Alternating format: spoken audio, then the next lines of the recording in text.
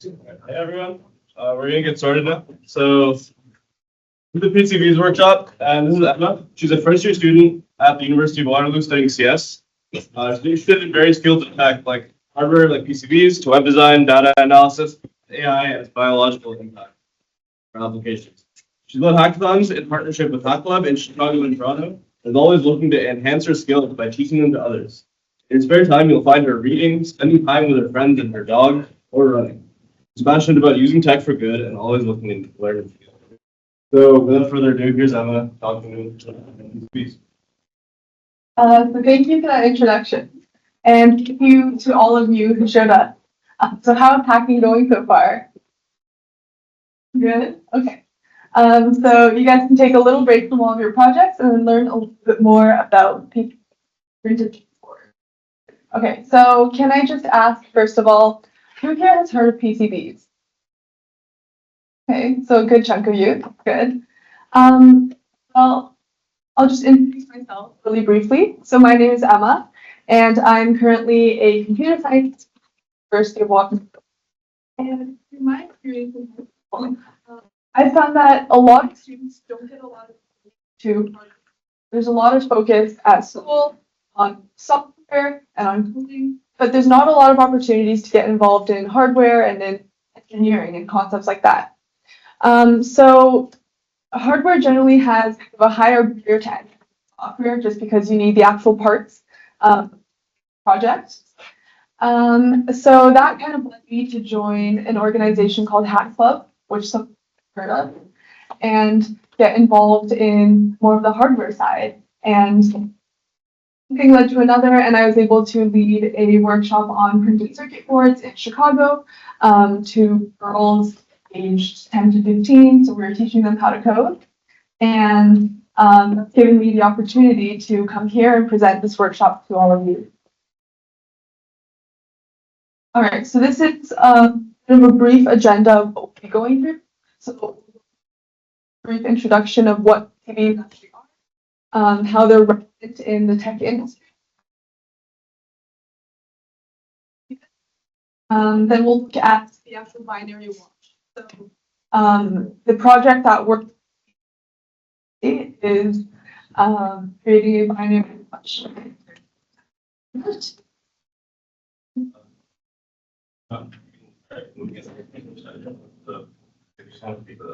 Sure. Hear me?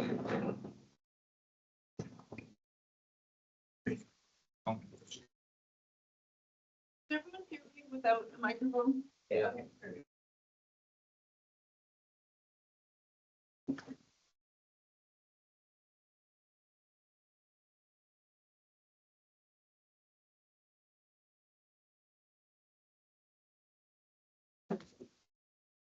Okay, awesome.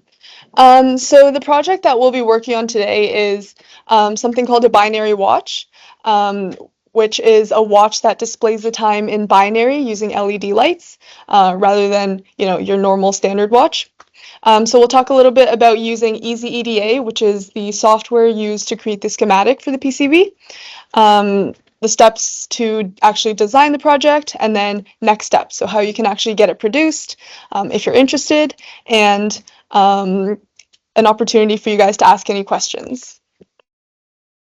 Okay, so let's start with what are PCBs. So at the most basic level, a printed circuit board is just a flat board made with some sort of insulating material, and it has conductive pathways etched or printed on. So the purpose of PCBs is to connect different electrical components. So I'm sure all of you know the importance of circuits and of connecting all the different components using wires.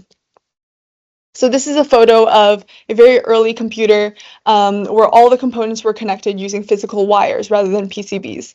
And as you can see, that might not be the most fun thing to work with or to repair if repairs were needed. And so that's what kind of inspired the need for a PCB. I also do have a couple of demos of actual PCBs. So these are PCBs that I printed out of kind of the binary watch. So if you guys could just pass it around and take a look. Okay, so where are PCBs actually used? So printed circuit boards are found in all sorts of electronics.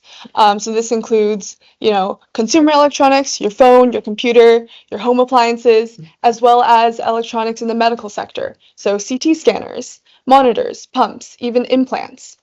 They're also found in lots of industrial applications like navigation systems, manufacturing equipment, and even aerospace equipment. So lots of very wide applications there. And so in all of these sectors, PCBs need to be small, compact, and reliable, and we'll talk a little bit more about that when we get into designing. So essentially, they just act as a pathway for electricity to flow within any electronic device. All right, so let's talk a little bit about the materials and the makeup of the PCB. So like I mentioned earlier, we've got the conductive and the non-conductive sections. The non-conductive material will be something like fiberglass, while the conductive material will be something like copper. And so this will vary depending on the needs for the PCB. So some need to, for example, resist high temperatures or be very small. And we can also talk about the different parts of the PCB. So as you can see over here, we've got the 4 layers. So we've got the substrate, the copper layer, the solder mask, and then the silk screen. So let's start from the bottom. The substrate layer is a fiberglass layer at the bottom to provide support.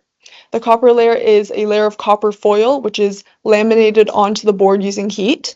And generally, the thicker this layer is, the more electricity can pass through, the more powerful the PCB is. Also, later on, we're going to be talking about some of the different types of PCBs, which include single-layered and multi-layered, and so that refers to the number of layers of copper in here. We also have the solder mask layer, which is the green layer. So if any of you have seen a motherboard, that's what gives it the green color. And on the samples that I'm passing around, you'll see a green layer, which is the solder mask. And then finally at the top, we have the silk screen layer. So that is an outer layer added on for kind of visual appeal. Sometimes it'll have numbers or letters etched on to give the designer or the person looking at it a sense of what each component does. Okay, so let's talk a little bit about the types of PCBs. So there are many different types of PCBs, and one of the ways that we can distinguish them is rigid versus flexible PCBs. So rigid PCBs are kind of the standard PCB, which you'll see here at the bottom left. So these PCBs are hard and durable, and they stand up to heat. And these are kind of just your standard PCB that you'll see in most consumer products. We also have flexible PCBs, which you'll see to the right of that. And these are PCBs where the baseboard is actually made up of a type of flexible plastic material. And these can be used in compact shapes and in very kind of niche spaces where a traditional PCB board doesn't work. And then to the right of that, you see kind of a combination of the two. And these are called rigid flex PCBs. So they involve both a rigid section and a flexible section, and they work very well in very specific, very niche applications. We can also make the distinction between the number of layers of the PCB. So we've got our single-sided PCB at the top left, and those PCBs are very simple, very low density, and relatively inexpensive, where all of the parts are going to be mounted onto one side. We also have double-layer PCBs, which are the same idea, but parts are mounted on both sides and are connected through holes called vias. And we have multi-layer PCBs, which involve multiple layers of conductive material, where everything is connected through vias. And this allows for a much more compact, much more dense design. All right, so now that you guys have an idea of what PCBs are, why do they actually matter, right? So how can you actually use them, either in your projects today or in the future?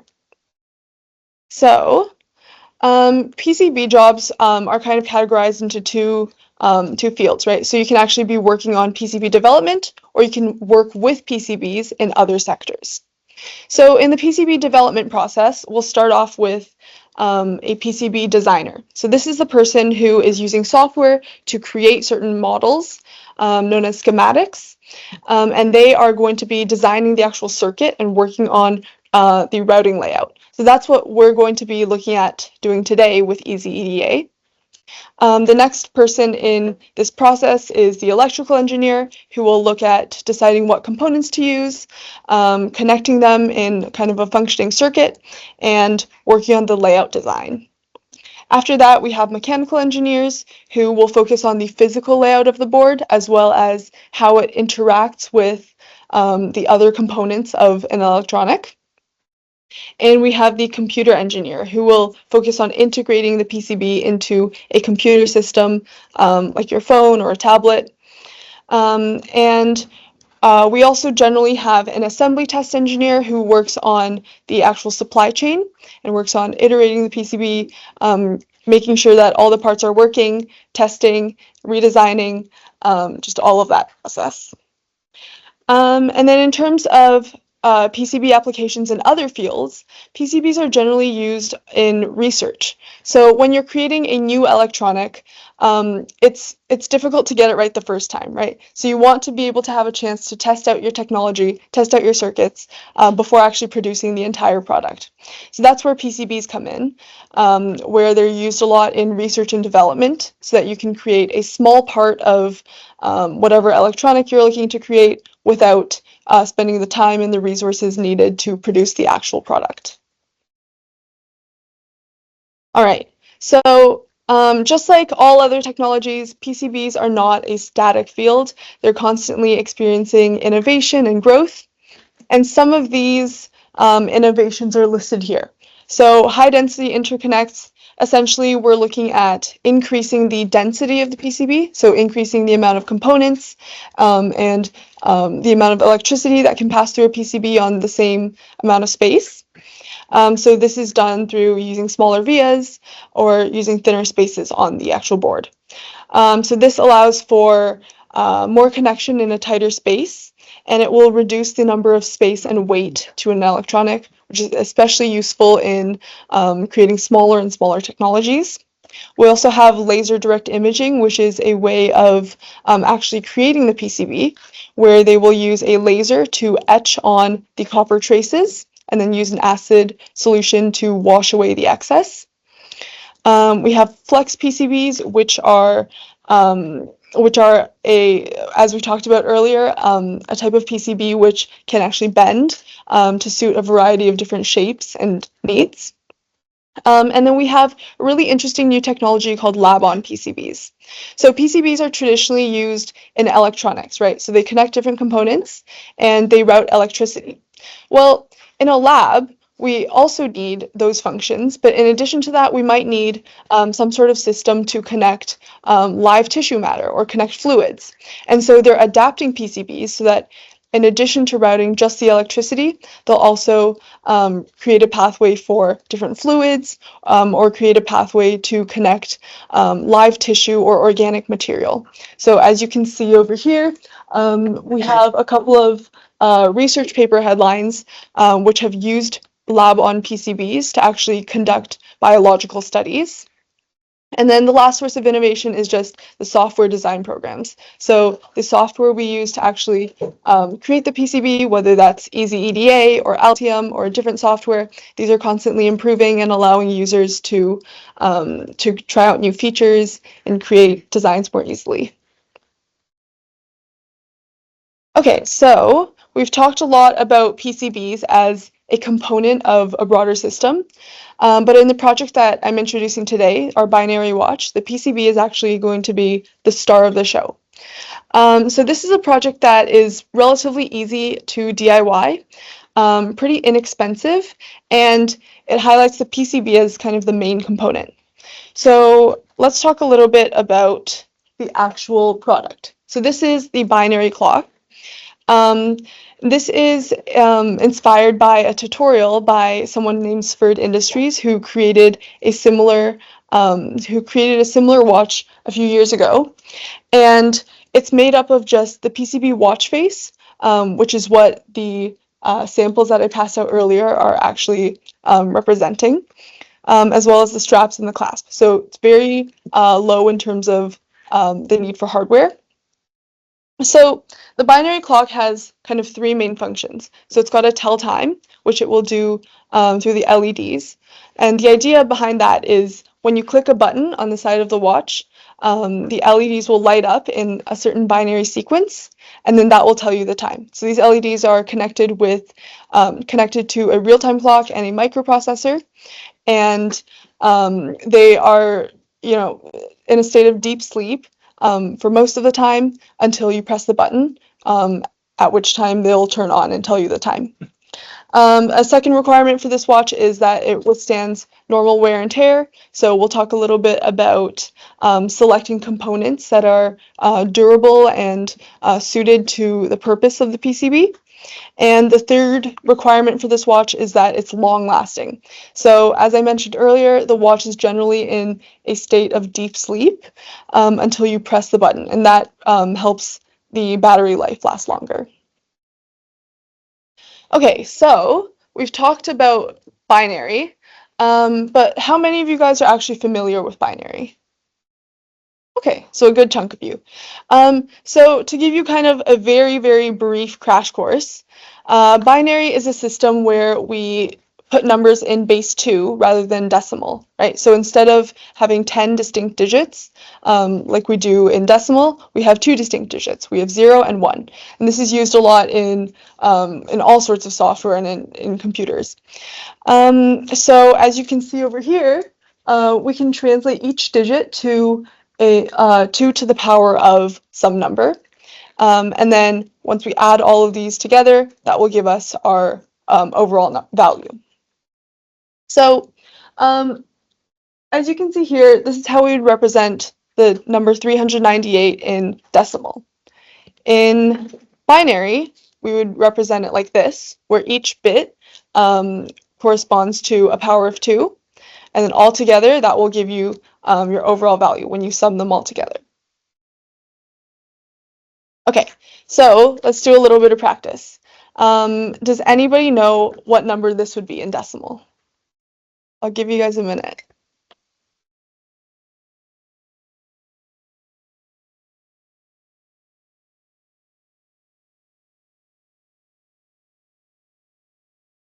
Yes.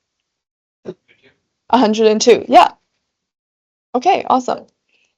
Okay, if you had the decimal number 78, how would you convert that to binary? Yeah, again. But subtract powers of like the largest power of 2 you're able to, and then keep that until you're left with that 0. Exactly. So do you have a value for what that would be? Yes.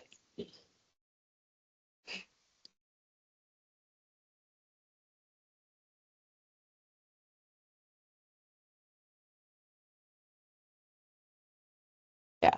64 plus 8 plus 4 plus 2. So that would going backwards, that would be 1, 1, 1, 0, 0, 1. So going backwards, it's 1, 0, 0, 1, 1, 1. Oh, Okay, 0. pretty close. 1 at the end. Right. Okay, yeah, so pretty close. Just keep in mind that last digit.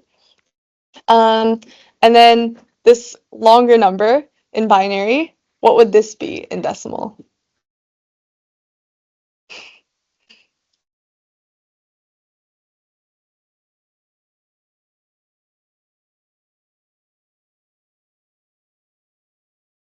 Anyone from this side of the room?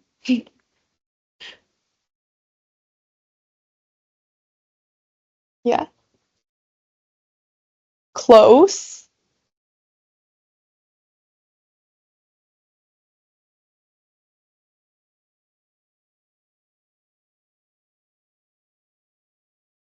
Yes. 2009. Yeah, 1009. Okay. So I'll give you guys one more challenge. What number would this be?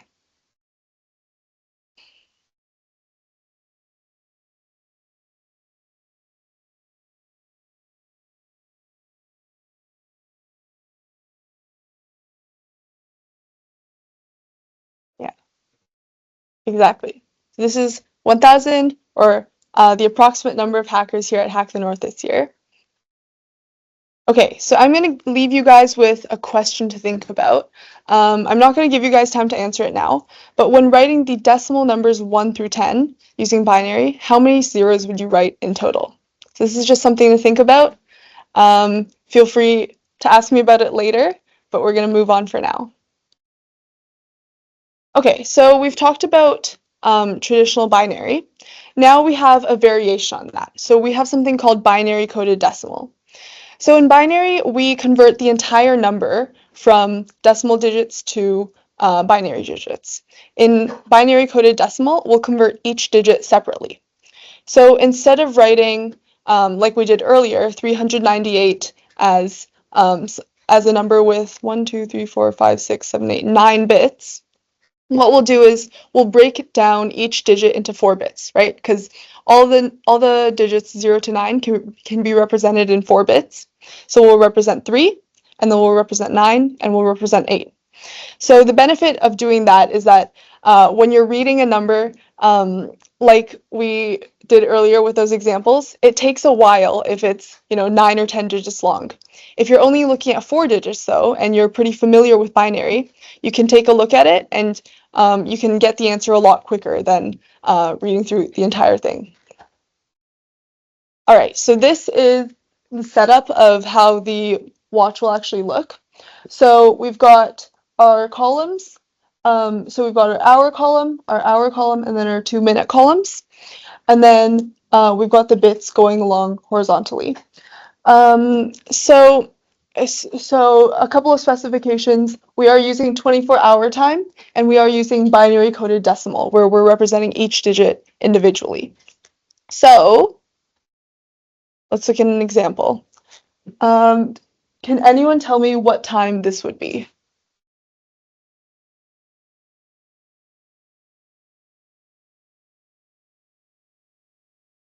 Yeah, go for it. This would be, oh,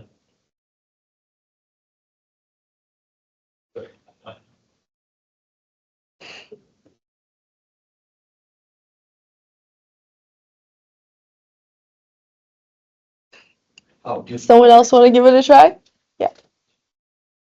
Yeah, go for it. one. Yeah, so our first column gives us a 1, our second one gives us 3, and then the 2 after that give us 1s. So 13, 11, and using 24-hour time, that would be 1:11 p.m.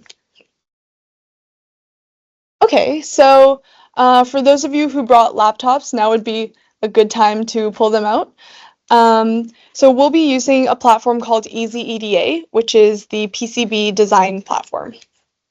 So if all of you could just navigate there, it was included on the hack pack, but even if you haven't made an account yet, it takes like 2 minutes to set up. So, sorry? With Synopsys? I'm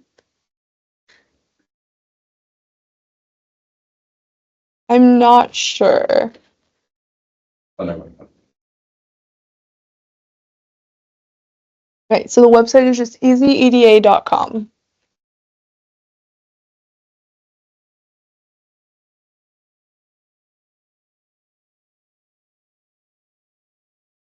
Okay. So what we'll be doing is just using their online designer, so you don't have to download anything. And what you can do is log in or register through your email and then click New Project.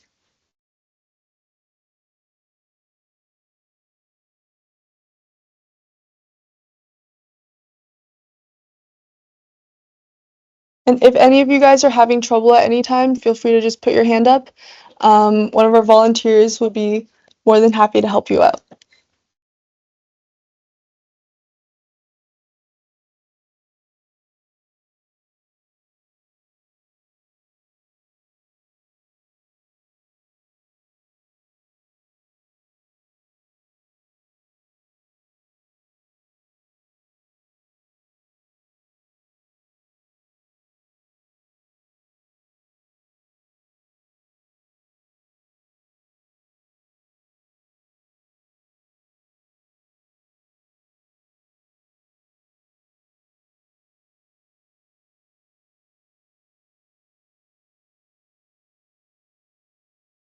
For those of you who are just joining us now, we're using Easy EDA to create a schematic of our PCB. So if you want to just go to Easy EDA, we're still just getting started.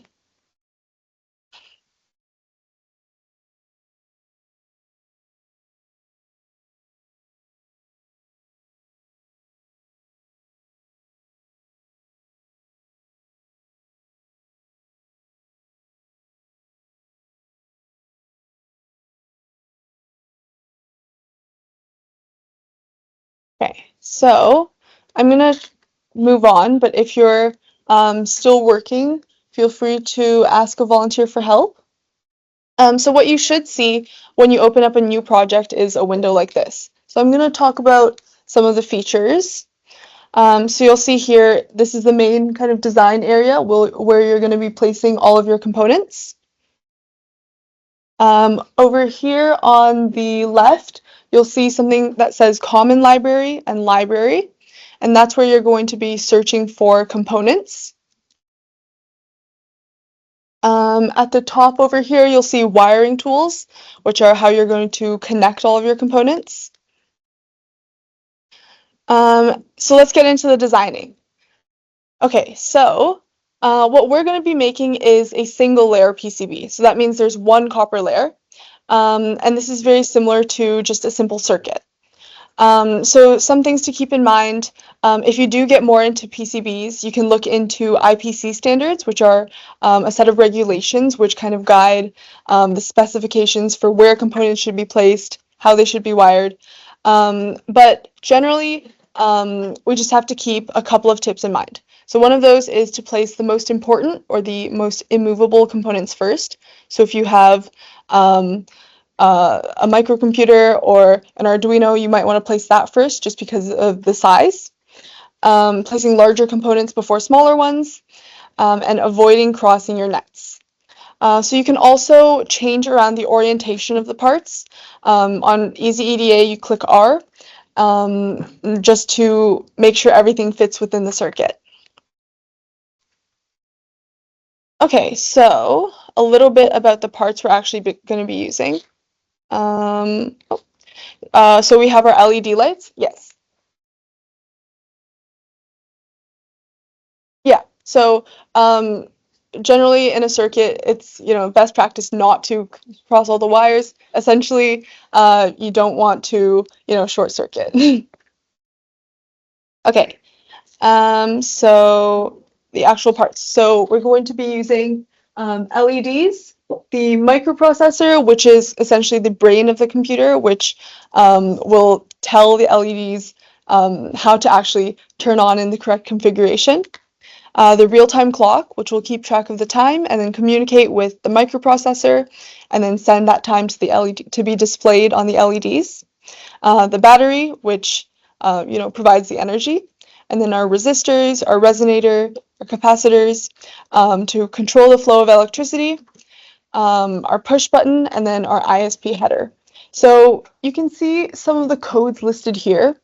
If you want to just open up the common library and search some of these codes, you should see some of those parts pop up. So you can try placing them into the working area. Yeah. Question. Oh, do you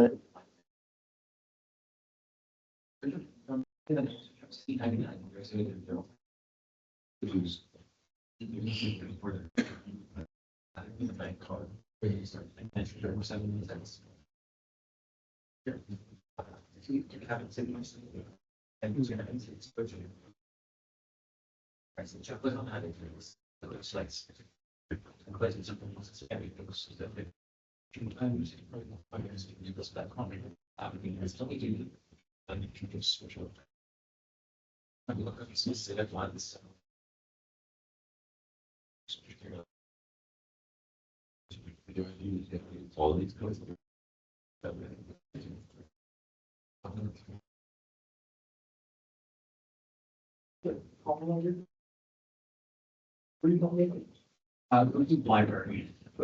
Yeah, the component library is kind of more like generic parts. Oh, Component library is got more complicated things like microprocessors. that's just up here. I think should be 15 question. Yeah. For graphic LEDs, can we go for a specific model? Can we just use the ones in the common library? Yeah, you can definitely use the parts in the common library. So just to kind of explain that to everyone, the common library contains some of the parts that are more typically used, so batteries, LEDs, and then the other library contains some of the more rare parts. You can feel free to just search up whatever part you want and grab any of them. If you're actually getting it produced, you'll need to take care more of like the specifications of the parts and the price of each part. But for now, since you're just designing schematic, feel free to just choose whatever part pops up.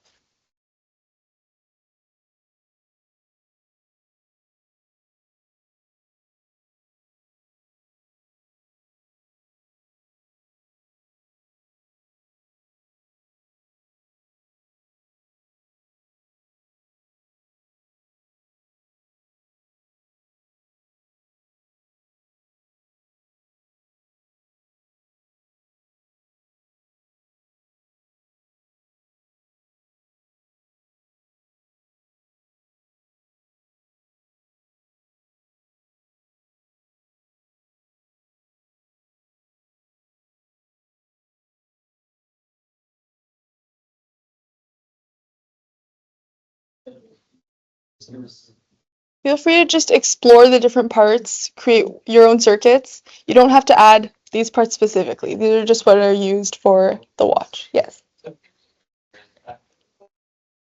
Like that block, sometimes it looks like the squiggly line. Mhm. What is there a difference between the two, or are you just like a notation thing? Yeah, so some of the parts on Easy EDA are uploaded by users. So you'll find that they might have different looks, but they all, if they are labeled resistor, they should all have the same function. Okay, so it's not.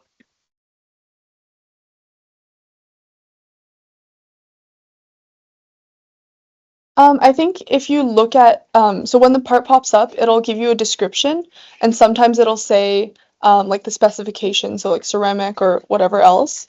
If not, you can just choose like a generic one. Oh,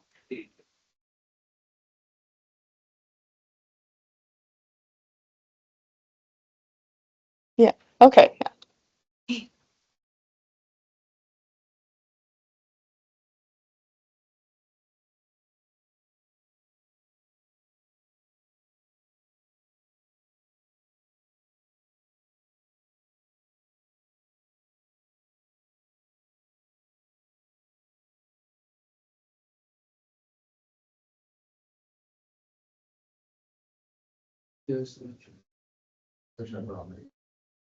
that's simple.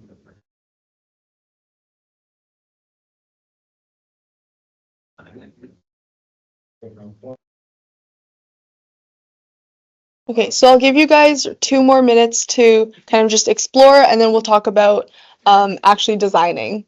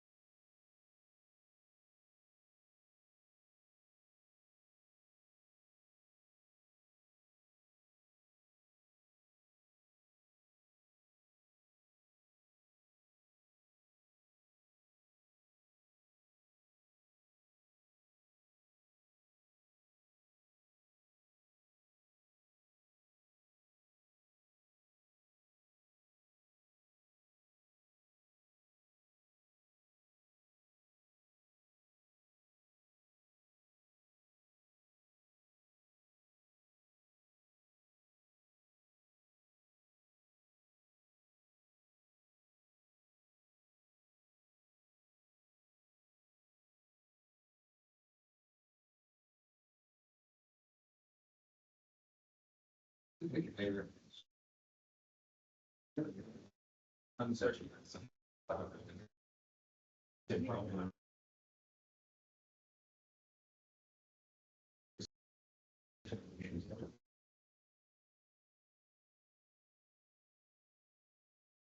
Yeah.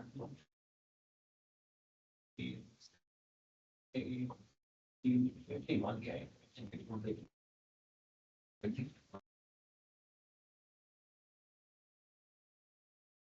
So I'm gonna move on for now, but I will send you guys, I can come back to the slide later on if you're interested in actually placing these parts.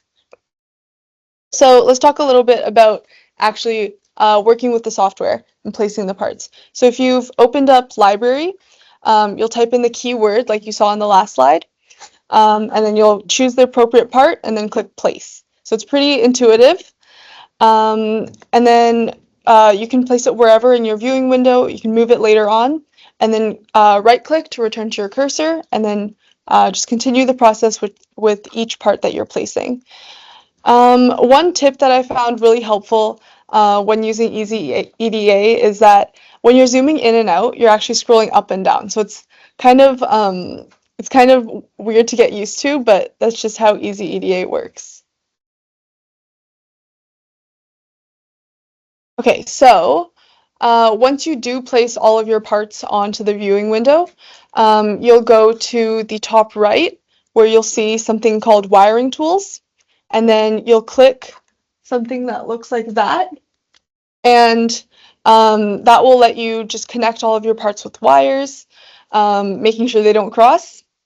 And then once all the parts are connected, you can hit design and then convert schematic to PCB. So that's when you're actually going to be able to see what your PCB will look like. Okay, so I'm not sure if any of you guys have gotten to this step yet. Have any of you finished a circuit? Okay, so we'll go back to this slide. So if you want to just create a very simple circuit just to see how it works, feel free to just place an LED, a battery, and a resistor, and a switch. And then you can just connect all of those just so that you can try converting it into a schematic.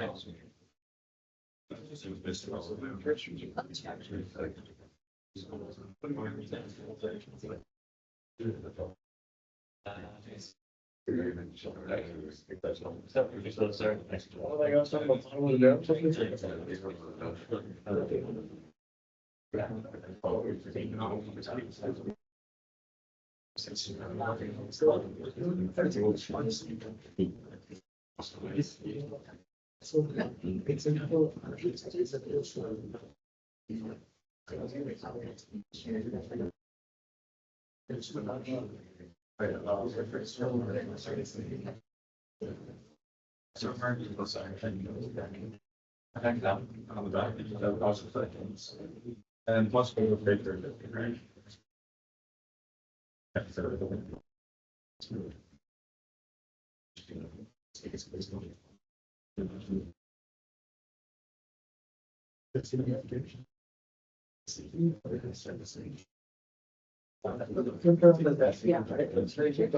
So you keep the circuit and shift the level. That's pretty.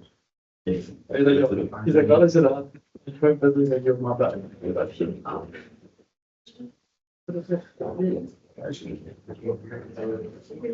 I was.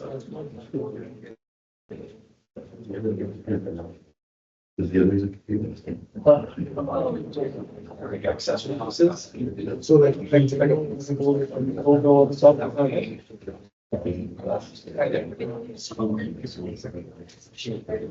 See this.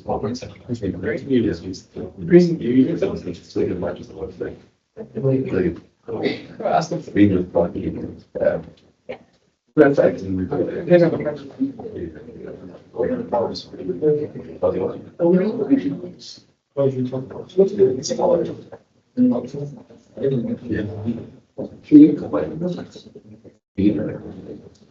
So that so happy I want to. Like those reading. Wait, but the I think that we still That means we have the capacity of such well. It's like, but we also have to show that we do. Yeah, so we can be a variable. Then don't worry about technology. Let's do that. Literally, there is anything else. It's so hard to like kind of it's word. Probably like the reprint like 10 like it's such. Well, So it's slow. Okay. So we're gonna three. What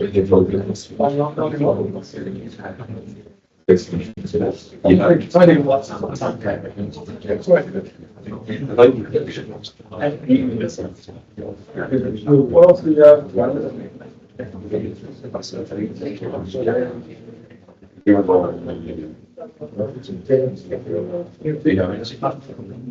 Oh, group maps. For the project.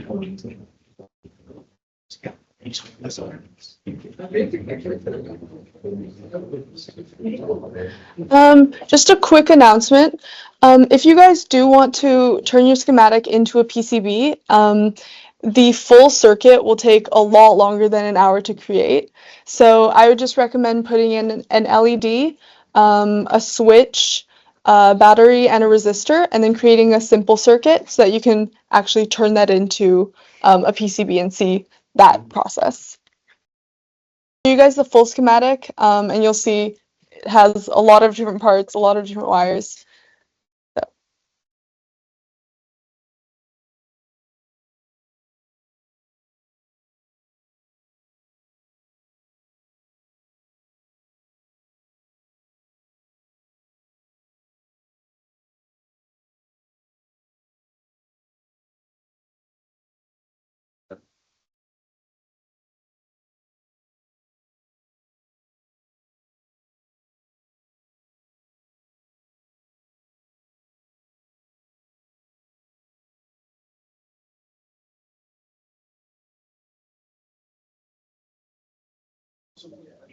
Like it's easy, is that a good option? So it's a bigger project too, or should I strip or just something that's.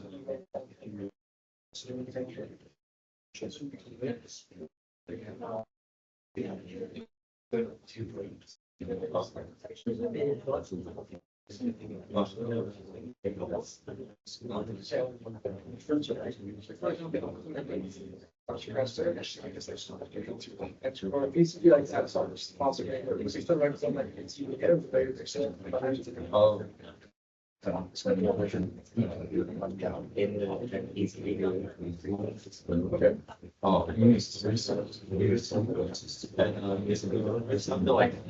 Like the plans that you do, you still do that, right? Right.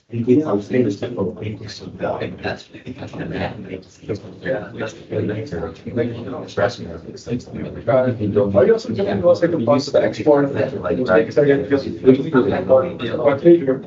It's literally just using. What she got to do is search the leaders. Just like it's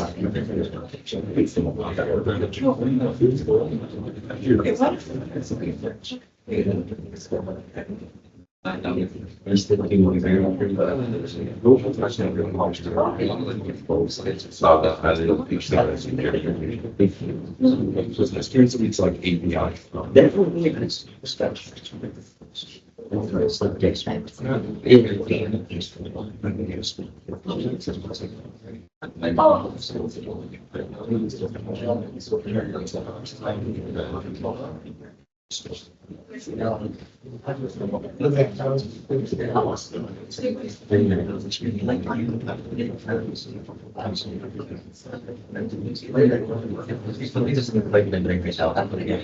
I know it's good with the kids.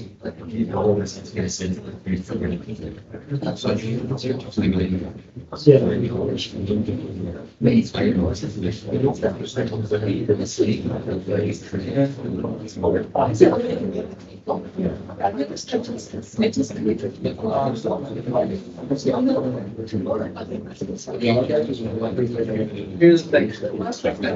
You need to get this 30 first. 18 bucks an hour, 6 bucks.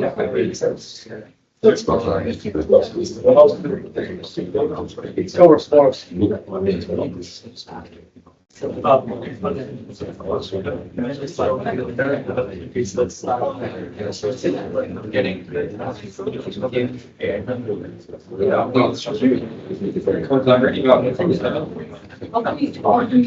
Okay. Okay. How's everyone doing with creating their circuits? So I'm going to move on to the next step, but if you do have any questions, feel free to come up afterwards and ask. Okay, so we talked about converting your PCB. So if you've completed your circuit, hit design and then convert schematic to PCB. And once you do that, you'll see a black screen where you can customize the dimensions of your PCB and then drag all of your components into the pink outline zone. So that pink outline zone represents the dimensions of the actual board. So all of the components need to fit on that. And if you do need to rotate your components, hit R to make sure that all of the wires are not crossed. So what you see over here is a simple circuit with just a battery, an LED, a resistor, and a switch. So this would make just a little PCB, little flashlight kind of project. Okay, so if you click View in 3D, you'll see something like this, and this represents what the project would actually look like if you produced it in real life. So, like I said earlier, the full schematic for the binary watch is pretty complicated. You can see the layout of all of the LEDs over here. You've got the microprocessor there, and then you've got your resistors and your capacitors. So this would take a lot longer than an hour to just wire all of the parts. But hopefully you guys have created a simpler circuit and you're able to actually convert that to a PCB. Okay, so let's talk a little bit about how you'd actually get this manufactured.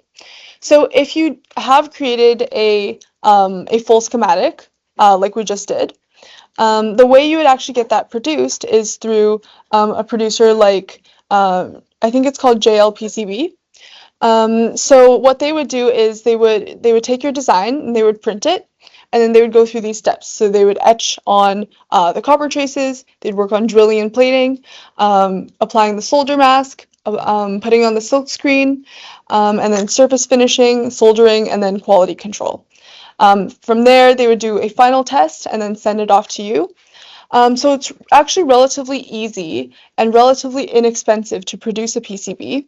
So if any of you are interested in creating your own DIY projects, look into some PCB tutorials online. Okay, so last but not least, we have our next steps. So how you can keep designing, how you can keep working with Easy EDA, and how you can actually get this produced for free if you're a high school student. So, like I mentioned earlier, I led a couple of hackathons with Hack Club, and I found out about a really cool opportunity called the Onboard Grant, which is a $100 grant for all high schoolers interested in creating a PCB project. So if you're interested in this, feel free to visit this website, so hackclub.com/onboard.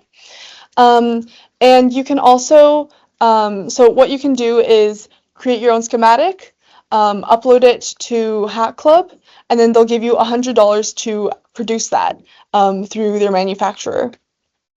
So I hope that all of you learned something about PCBs today, but also that hardware can be approachable, is a necessary part of computers, and all of it underlies all the software that you're writing, and it's something that can be really fun. Do any of you guys have any questions? Okay, well, I'm going to be around for a little while. Thank you guys all for coming, and I hope you learned something from this workshop.